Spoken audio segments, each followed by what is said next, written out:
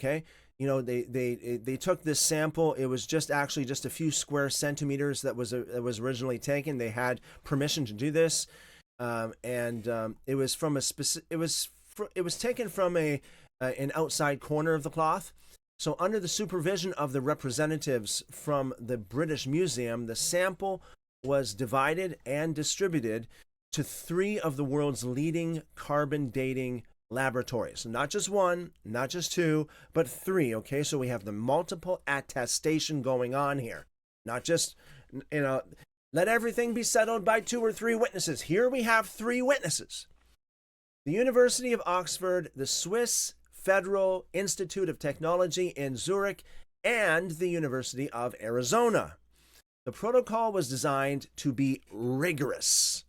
The laboratories operated independently, and they were also given samples from other historical textiles of known ages, to ensure the accuracy of their calibration. Okay, so they went out of their way to make sure that what they come back with, the results of their tests, was as accurate could be. Multiple attestation going on, plus all these other tests going on. I mean, pretty much a foolproof, surefire thing, right? The scientific community and the world waited with immense anticipation. Of course, they expected a first century result. This was taken from linen that was grown in the first century, or perhaps even a little bit earlier than that. So in 1989, the results were finally published of all 3 of the laboratories. The results were published in prestigious peer-reviewed journals.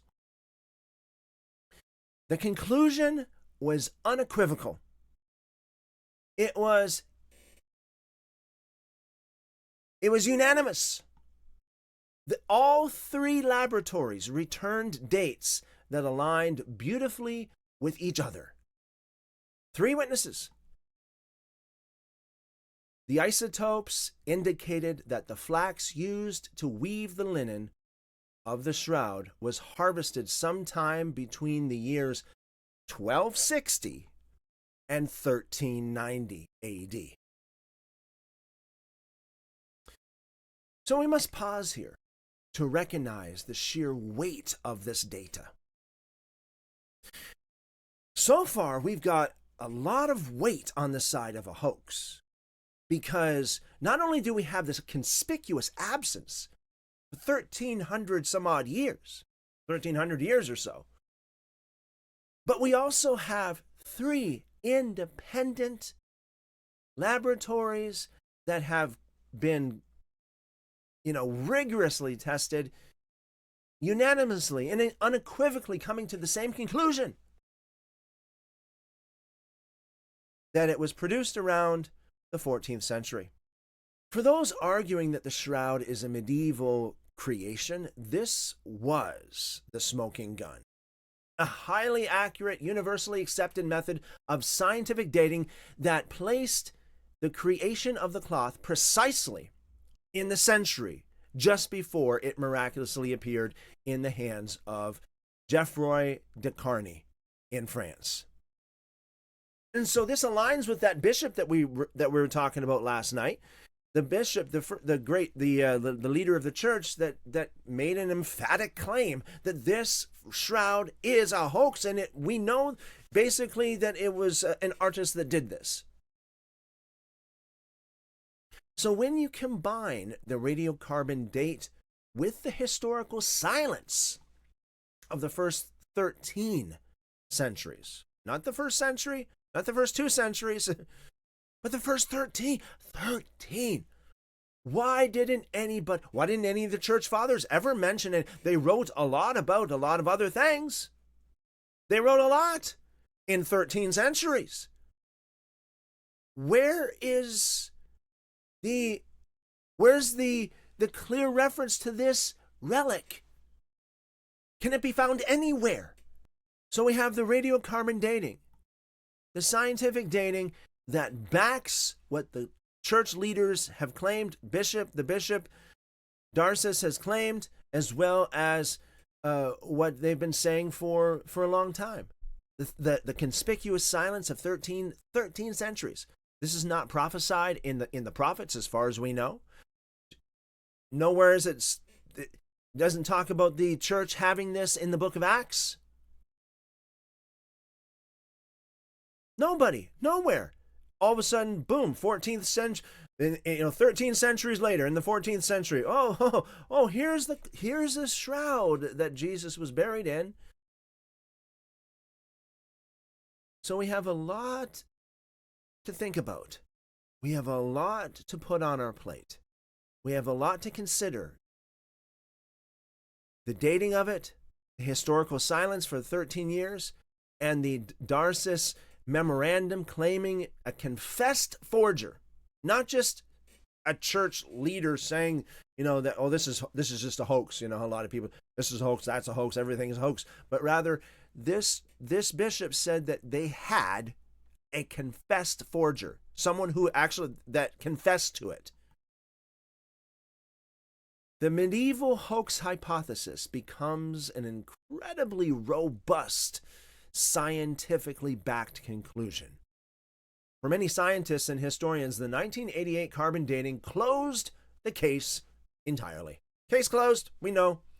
We have church leaders, we have the conspicuous absence of 13 centuries, and we have the carbon dating. We know now. The shroud was definitively declared a brilliant, yes, it was a brilliant, definitely. If it was actually a hoax, it was a brilliant medieval artifact. But as we are learning, the Shroud of Turin rarely allows for a simple, closed case. While the radiocarbon dating seems definitive, a vocal segment of the scientific community, including several original members of the STIRP team, pointed out a problem. The date of 1260 to 1390 directly contradicted the vast body of chemical, physical, and medical data gathered in 1978. If it was created in 1350, how was the three-dimensional information encoded? Is this pareidolia? Are they just are they overstating it? Are they just saying, look at, there's three-dimensional data in there, but it's really just maybe not? Are they pulling stuff out of it that really wasn't originally intended to be there? All of this is possible. How was the microscopic image formed without paint or capillarity?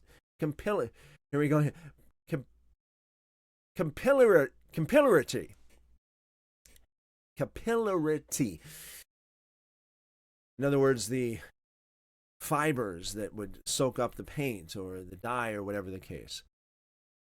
How did the artist get the anatomical details of Roman crucifixion so perfectly right?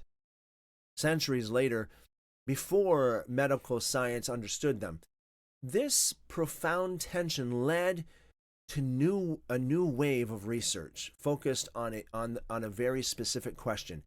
Did the 1988 laboratories date the original cloth, or did they date something else?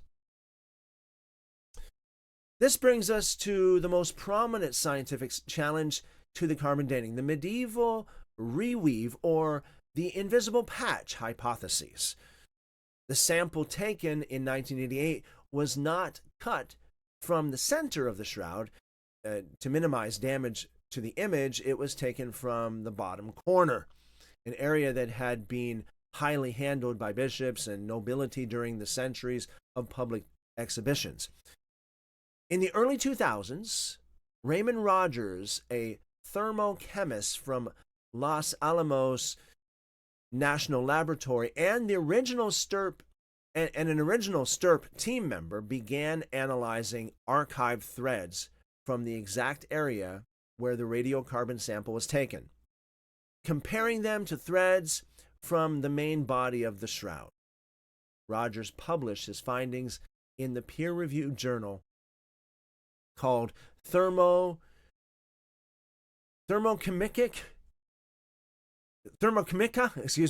ACTA. I'll spell that for you. It's THERMOCHIMICAACTA in 2005. His conclusions were startling. He found that the chemistry of the radiocarbon sample area was fundamentally different from the rest of the cloth. First, Rogers found the presence of cotton interwoven with the linen in the sample area, a characteristic absent in the main body of the shroud. Second, he discovered a splice, a microscopic twisting together of threads, which appeared to be coated with a plant-based dye or gum. This dye was presumably used to color match the newer threads to the older. Finally, Rogers tested for vanillin, a chemical found in plant materials like flax that slowly decays over time. The main body of the shroud contained 0 vanillin, suggesting that it is extremely old. The threads from the radiocarbon sample area, however, tested positive for vanillin. Based on this chemical disparity, Rogers argued that the radiocarbon dating was accurate, but it had accurately dated a medieval repair, not the original artifact. He hypothesized that the corner had been worn away or damaged, and 16th century textile artisans known to be masters of invisible weaving had seamlessly spliced new cotton and linen threads into the original matrix to repair it. Therefore, the 1988 laboratories unwittingly tested a mixture of older first century cloth and newer medieval material, resulting in an averaged medieval date. This hypothesis is compelling because it attempts to reconcile the conflicting data. It allows the carbon-14 results to be technically correct without invalidating 1978 STIRP.